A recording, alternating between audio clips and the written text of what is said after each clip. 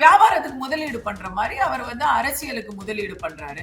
அப்ப மக்கள் நினைக்க மாட்டாங்களா? ஐயோ என்ன நீ திமுகவை ரவுடின்னு திட்டுற, அதுக்கப்புறம் நான் தான் ரவுடிங்கிற. அப்ப இங்க வந்து ரவுடிசம்ம வந்து அகற்ற நீங்க ஜெயிக்கணும்னு நினைக்கல. இன்னைக்கு தேதியில ஆதவ் கையில காசு இருக்குங்கிறது எனக்கு அந்த இன்டர்வியூல புரிஞ்சுது. திமுக டீம் பியோ அப்படிங்கிற சந்தேகம் வராம இல்ல. அப்படி டீம் பியா இருக்கணும்னா இப்ப ஆதவ் நம்பி இருக்கிற விஜய் அவர்களுக்கு எதிர்காலம் எப்படி மேடம் இருக்கு?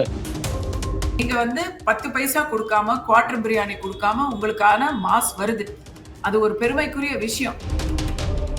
ஆதவ் அர்ஜுனாவுக்கு தனிப்பட்ட முறையிலும் சரி பொது வாழ்க்கையிலும் சரி எந்த ஒரு எதிக்ஸும் இல்ல. புதிய சிந்தனை நேயர்களுக்கு வணக்கம். இன்றைய சிறப்பு நேர்காணலில் நம்முடன் இருக்கும் சிறப்பு விருந்தினர் பாஜகவை சேர்ந்த நடிகை கஸ்தூரி அவர்கள். மேடம் வணக்கம். வணக்கம். எப்படி இருக்கீங்க? நல்லா இருக்கேன். நீங்க எப்படி இருக்கீங்க? நல்லா இருக்கும் மேடம். ஆதவ் அர்ஜுனா மீது ஒரு புயலை கிளப்பியிருக்காரு அவருடைய மைத்துனர் ஜோ சார்லஸ் அவர்கள்.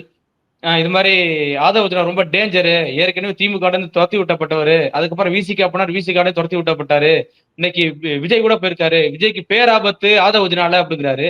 இந்த குற்றச்சாட்டை நீங்க எப்படி மேடம் பாக்குறீங்க? அது நீங்க சொன்னது மட்டும் இல்லாம அவர் அது ஒரு ஆல்மோஸ்ட் ஏறக்குறைய 45 மினிட்ஸ் அந்த இன்டர்வியூ நான் பார்த்தேன். அதுல வந்து நிறைய விஷயங்கள், அதாவது ஒரு எல்லையை தாண்டக்கூடிய அளவுக்கு, சாரி எப்படி சொல்ல, ஒரு எல்லைக்கு உட்பட்டு குடும்ப சச்சரவு எல்லாத்தையுமே கூட அவர் ஃபேமிலி மேட்டர்ஸ் எல்லாமே கூட அவர் சொல்லிட்டாரு. எனக்கு எங்க அப்பாவுக்குமான உறவுகே இவர் ரத்து பண்ண பார்த்தாரு. எவ்வளவு சொல்ல முடியுமோ வித்தவுட் காம்ப்ரமைசிங் ஃபேமிலி மெம்பர்ஸ் அவர் எல்லாத்தையும் சொல்லிட்டார்.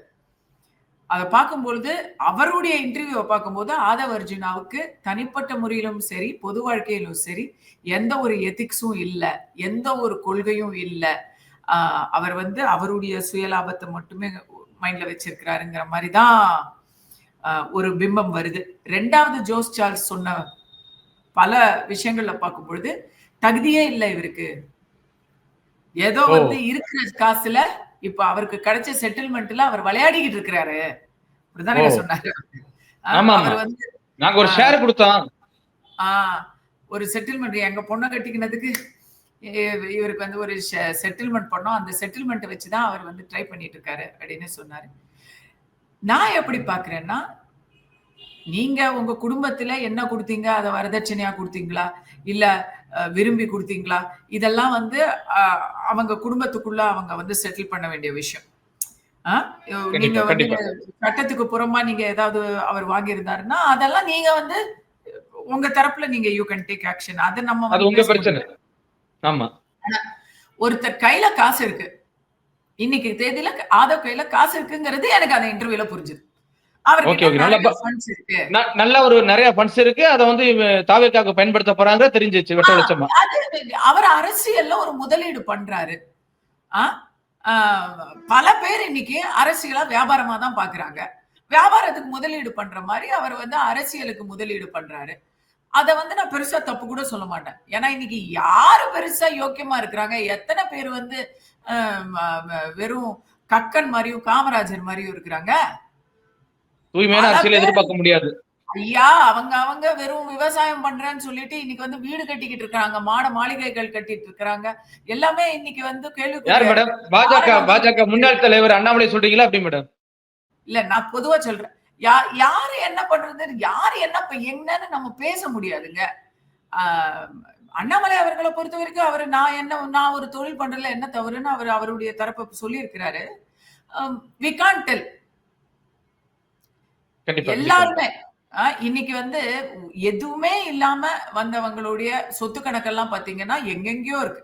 அதை விட இவர் பணத்தோட வந்திருக்கிறாரு, விஜய் அவர்கள் பணத்தோட வந்திருக்கிறாங்க. 2 பேர் கையிலயும் ஏற்கனவே பணம் இருக்கு.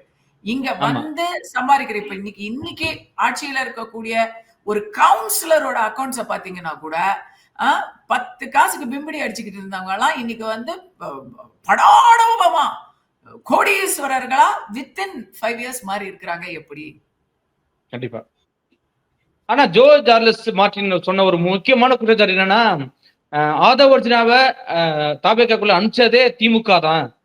ஏன்னா அவரு யாரு கூட கூட்டணி வைக்க கூடாது, தனித்தே நிக்கட்டும், அப்பதான் ஈஸியா நாங்க ஜெயிக்க முடியும் அப்படிங்கிற ஒரு குற்றச்சாட்டை சொல்லியிருக்காரு மேடம். இது நம்புற மாதிரி தாங்க இருக்கு. ஏன்னா ஊரே கரூர் சம்பவத்துக்கு அப்புறம் அண்ணாமலை ஒரு பக்கம் பேசுறாரு, நயினார் ஒரு பக்கம் பேசுறாரு, எடப்பாடி ஒரு பக்கம் பேசுறாரு, எடப்பாடி அவர்கள் ஒரு பக்கம் பேசுறாங்க. எல்லாருமே அவருக்கு சப்போர்ட்டா பேசும் பொழுது காங்கிரஸ் கூட, திமுகவில் இருக்கக்கூடிய காங்கிரஸ் கூட அதை அப்படி பட்டும்படாம வலிக்காம பேசிக்கிட்டு இருக்கும் பொழுது இவர் எல்லாருமே கூட்டணிக்கு இவர் வரணும் அப்படிங்கறத ஒரு அறிவுரையா கூட சொல்லிட்டாங்க, ஒரு சஜஷனா கூட சொல்லிட்டாங்க. ஆனா இவர் தனித்தே நிக்கணும் அப்படின்னு பார்க்கும் பொழுது அது ஒரு அரசியல் தற்கொலை. இதோ இன்னைக்கு பீகார் எலெக்ஷனுக்கு அப்புறம் இன்னும் தெளிவா தெரியுது, அது ஒரு அரசியல் தற்கொலை அப்படிங்கிறது தெரியுது. இருந்தாலுமே அவர் அதுல பிடிவாதமா இருக்கிறத பார்க்கும் பொழுது ஒருவேளை இவங்க திமுக டீம் பியோ அப்படிங்கிற சந்தேகம் வராம இல்ல. அப்படி டீம் பியா இருக்கணும்னா கண்டிப்பா அது நிர்மல்குமாரா இருக்க முடியாது. அவர் பாஜகல இருந்தாரு, அதிமுகல இருந்தாரு. ராஜ்மோகனா இருக்க முடியாது. ஜான் ஆரோக்கியசாமி மற்றும் அருள்ராஜ் மற்றும் ஆதவ் அர்ஜுனா, இந்த 3 பேருக்கு தான் திமுக கான்டாக்ட். கண்டிப்பா அதுல முக்கியமா ஆதவ் அர்ஜுனா நேரடியான திமுக விசிக பழக்கம். அதுவும் சபரீசன் கூட ரொம்ப நெருக்கமா இருந்தாரு அப்படின்னு சொல்றாருல்ல. உண்மைதானே, உண்மைதானே. இது சந்தேகத்துக்கு இடமளிக்கும் வகையில தான் இருக்கு. இன்றைய அவர்களுடைய எல்லாமே திமுகவை மிக வன்மையாக இவங்க ஆதவ் அவர்களே தாக்கி பேசுறாரு. ஆனா திமுகவுக்கு எதிரான கூட்டணிக்கு வரமாட்டேங்கிறாரு. திமுக தோக்கணும் அப்படிங்கிறது உங்க குறிக்கோளா இருந்தா அதுக்கான வழிவகையை பார்க்கணும் தானே. நீங்க தனியா இருந்தா ஓட்டு பிரியும் தானே.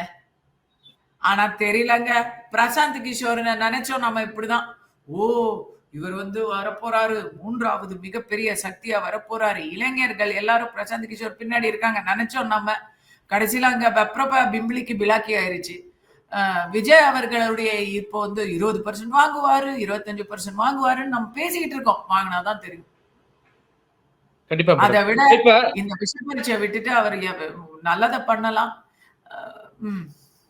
இப்ப அந்த மார்டின் குடும்பத்தோட அந்த ஜோ சார்லஸ் மார்டினை தூண்டி விட்டதே பாஜக தான் அப்படின்னு ஒரு குற்றச்சாட்டு சொல்றாங்க. உண்மைதானே? அப்படியே எதுக்கு பாஜக தூண்டி விடணும் மார்டின்?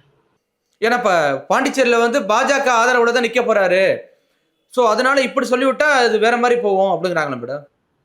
இல்லைங்க, நான் இது அப்சைட் டவுனா பாக்குறேன்.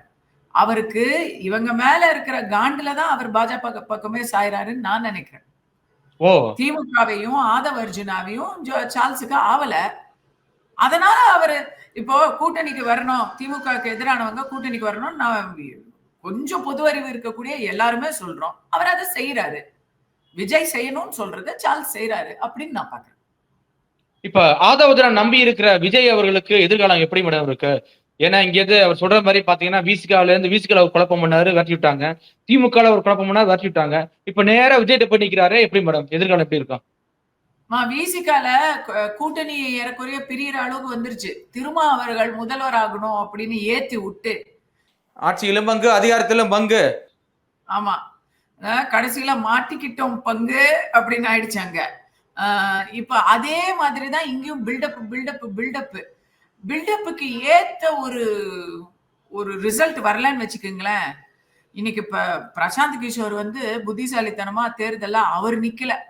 அதனால அவருக்கு கொஞ்சோண்டு மானம் இன்னைக்கு தப்பிச்சிடுச்சு. இங்க தமிழ்நாட்டுல விஜய் அவர்கள் ஏற்கனவே சொல்லிட்டாரு, எல்லா கேண்டிடேட்டும் நான் தான், கிழக்கு மதுரை நான் தான், தெற்கு மதுரை மேற்கு நான் தான் பண்ணாரு அப்படின்னு. சோ இவர் நிந்தே ஆகணும். ஜெயிக்கலன்னா ரொம்ப மானக்கேடா போயிரும். அதுக்கு பில்டப்புக்கு இப்ப நிறைய இடத்துல அவரு தப்பான முடிவுகளை கூட ஆதவ் அர்ஜுனா எடுக்கிறாருங்க. அவர் சொல்றாரு, அவருடைய கடைசி ஸ்பீச்ல பாத்தீங்கன்னா, விஜய் மாட்டி விட்டாரு, நீங்க ஒரு ரவுடியா இருப்பீங்களா, நாங்க எங்களை மிரட்டுறீங்களாங்கிறாரு. அதுக்கப்புறம் எலெக்ஷனுக்கு அப்புறம் பாருங்க, நாங்க தான் ரவுடிங்கிறாரு. அப்ப மக்கள் நினைக்க மாட்டாங்களா, ஐயோ என்ன நீ திமுகவை ரவுடின்னு திட்டுற, அதுக்கப்புறம் நான் தான் ரவுடிங்கிற. அப்ப இங்க ரவுடிசம் அகற்ற நீங்க ஜெயிக்கணும்னு நினைக்கல, நீங்க ரவுடியசத்தை கண்டினியூ பண்ணணுங்கிறதுக்காக நினைக்கிறீங்கன்னு ஒண்ணு நினைப்பாங்க. இது ஒண்ணு. 2வது காலேஜ்ல இருந்து 5000 பேர் பின்னாடி ஓடி வந்தாங்க விஜய் அண்ணா வண்டிக்கு பின்னாடி. அதுல 3000 பேர் பெண்கள் ஓடி வந்தாங்க அப்படின்னு சொன்னாரு. திக்குன்னு எனக்கெல்லாம் நெஞ்சே நின்றுச்சு. இது பெருமை கூட படக்கூடிய விஷயமா? படிக்கிற பிள்ளைங்க வந்து விஜய் பின்னாடி ஓடி வந்தாங்க அப்படின்னு சொல்றது வந்து அந்த பிள்ளைங்களுக்கும் பெருமை கிடையாது. அவங்க கல்லூரிக்கும் பெருமை கிடையாது. உங்க கட்சிக்கு கண்டிப்பா பெருமை கிடையாது. நீங்க என்ன அப்ப ப்ரமோட் பண்றீங்க? நியாயமா என்ன சொல்லியிருக்கணும்? எல்லாரும் போய் படிங்க. எலெக்ஷன் அன்னைக்கு உங்களுடைய ஆதரவு காட்டுங்கன்னு இல்ல சொல்லியிருக்கணும். ஓடி வந்ததை வந்து நீங்க பெருமையா காட்டுறீங்க. அப்புறம் உங்களுக்கும் ஒண்ணு நீங்க வந்து 10 பைசா கொடுக்காம குவார்டர் பிரியாணி கொடுக்காம உங்களுக்கான மாஸ் வருது. அது ஒரு பெருமைக்குரிய விஷயம். ஆனா படிக்கிற பிள்ளைங்க மாணவர்களுடைய ஆதரவு உங்க பின்னாடி ஓடி வர்றதுல இருக்கக்கூடாது. தவறான புரிதலோட பேசுறாரு ஆதம். மெச்சூரிட்டி வேணும். சோ இந்த திருமா இன்னைக்கு கை கட்டி வாய் பொத்தி திமுகவுக்கு ஒரு சேவகம் பண்ற நிலைமைக்கு வந்துட்டார். என்ன அராஜகம் நடந்தாலும் நாட்டுல, அது கோயம்புத்தூர் சம்பவமா இருக்கட்டும், அண்ணா யூனிவர்சிட்டி சம்பவமா இருக்கட்டும், தூய்மை பணியாளர்களுடைய நியாயமான போராட்டமா இருக்கட்டும், அவருடைய மக்கள் அவரை நம்பி அவருக்காக ஓட்டு போட்ட மக்களையே அவர் வந்து கைவிட்டுட்டாரு. திருமா நிலைமை இன்னைக்கு அவ்வளவு இதுவாயிடுச்சு, அவ்வளோ கீழ் நிலைக்கு போயிடுச்சு. அதே மாதிரி பில்டப் பண்ணி பண்ணி பண்ணி விஜயும் இவர் கீழே இருக்க கூடாதுன்னு எல்லாரும் தான் நினைப்போம். இல்ல மேடம், இப்ப அதே மேடையில பாத்தீங்கன்னா இப்ப ஆதவ அர்ஜுனா ஒரு மேட்டர் சொன்னாரு பாத்தீங்களா, 2021 தேர்தல்ல விஜய் அவர்கள் சைக்கிள்ல ஓட்டிட்டு போனார்ல, கருப்பு சிவப்பு சைக்கிள, அதோட திமுக பிரச்சாரம் தான் அப்படின்னு சொல்லியிருக்காரு மேடம். அதுக்கு நன்றி கூட காட்டல அப்படின்லாம் சொன்னாரு. நான் கேட்கிறேன், நீங்க வந்து 2021ல எதுக்காக திமுகவுக்கு ஆதரவு கொடுத்தீங்க? அதுல இருந்து இப்போ இந்த 5 வருஷத்துல என்ன மாதிரி இருக்கு? இல்ல இப்ப ஏன் திமுக எதிர்க்கிறீங்க? அதான் என்ன மாதிரி இருக்கு? ஏன் இப்ப திமுக எதிர்க்கிறீங்க?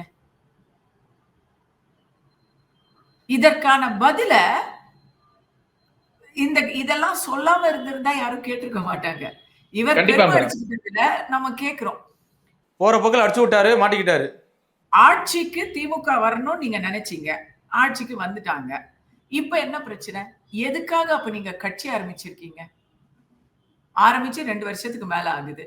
அப்போ ஆட்சிக்கு வந்த 2.5 வருஷத்துக்குள்ள உங்களுக்கு வந்து ஏதோ ஒரு ஐடியா வந்துச்சு. அது என்ன ஐடியா? கண்டிப்பா இந்த கேள்விக்கு விஜய் அவர்கள் பதில் சொல்லுவாருன்ற நம்பிக்கை எனக்கு இல்ல. இத தேரை எடுத்து தெருவுல விட்டு ஆதவ அவர்களாவது சொல்றாரா பாப்போம். கண்டிப்பா மேடம், பொறுத்திருந்து பார்க்கலாம் என்ன நடக்குதுன்னு. மிக்க நன்றி மேடம். நன்றி.